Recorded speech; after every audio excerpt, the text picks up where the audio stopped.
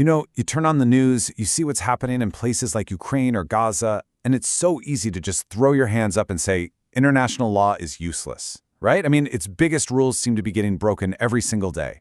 So is it broken? Is it totally irrelevant?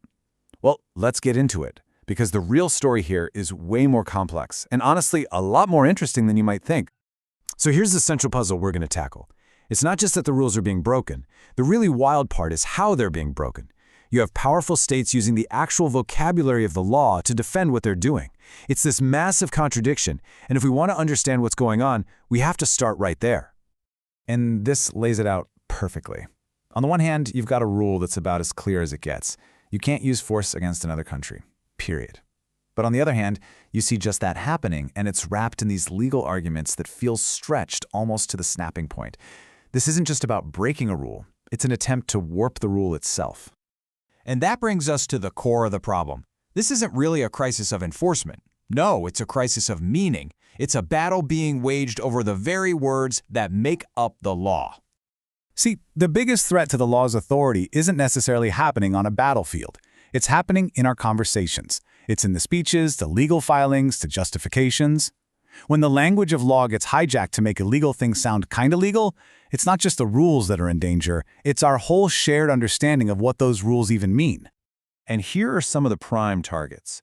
You take these foundational legal ideas, self-defense, proportionality, self-determination, and you see them being twisted to justify actions that seem to go way beyond what those terms were ever meant to allow. When that happens over and over again, you risk hollowing them out, just leaving an empty shell.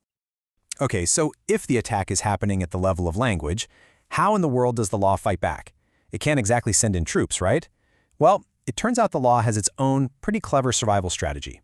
And yeah, it's all about communication.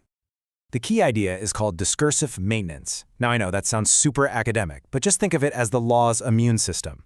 It's this constant, ongoing conversation happening in courts, in universities, and in diplomatic meetings that keeps the meaning of the law stable and alive, especially when it's being ignored or twisted on the ground. This quote just nails it. The law isn't some dusty old book on a shelf. It's a living thing, and its authority gets rebuilt and reinforced every single time someone, somewhere, continues to speak its language, especially when the bombs are falling. So what does that look like practically? Well, it's about calling a violation a violation. It's about repeating the rules out loud. It means keeping that language of accountability in circulation and pushing back against those twisted legal justifications. You could almost call it a kind of verbal damage control for the legal system.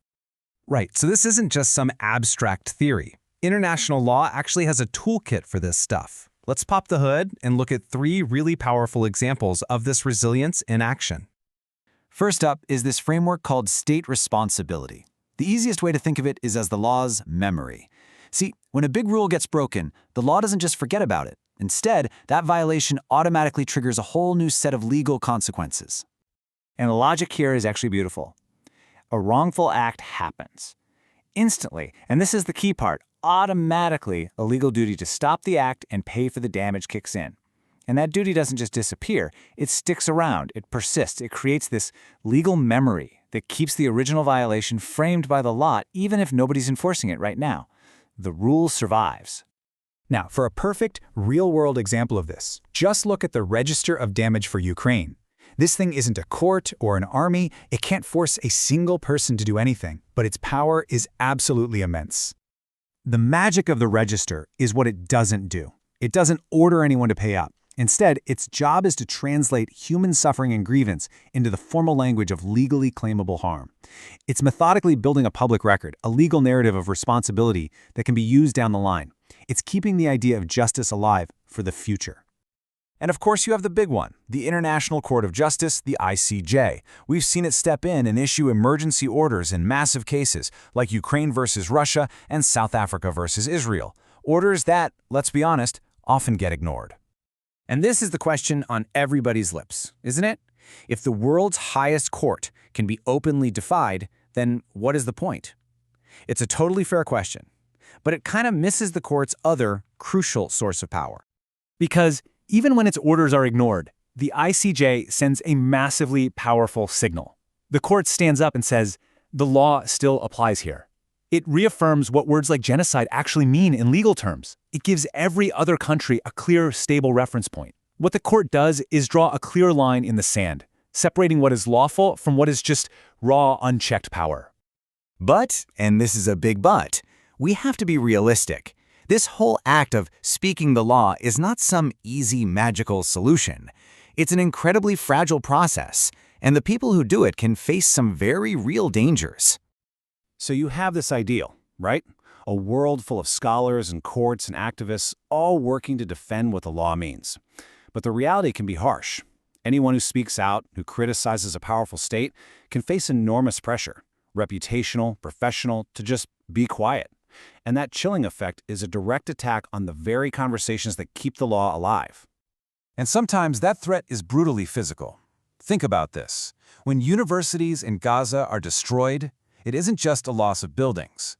It is the literal erasure of the places where international law could be taught, debated, and reimagined by the very people suffering its violation. It's an attack on the physical conditions that make legal speech possible. So, after all that, where does that leave us? How does law even begin to endure after these kinds of profound ruptures? Well, this brings us to what might be the single most important takeaway of this whole explainer. This is the idea to hold on to. Just because a rule is broken, even if it's broken spectacularly and with impunity, that does not mean the rule is dead. Its quality as a law, its authority, it survives for as long as we continue to use it, to invoke it, and to demand accountability in its name. And that is the absolute key distinction we have to make. A lack of enforcement is not the same thing as a lack of rules. The law's authority is kept alive by being used. In a world with no global police force, speaking for the law, defending its meaning, isn't just talk. It's a critical act of stewardship. It's how we keep the whole thing going. Which leaves us with one final thought to chew on. Maybe, just maybe, in this chaotic and confusing world, the future of international law doesn't rest with the most powerful armies. Maybe it rests in the stubborn, resilient hands of all those people who, against all odds, simply refuse to be silent.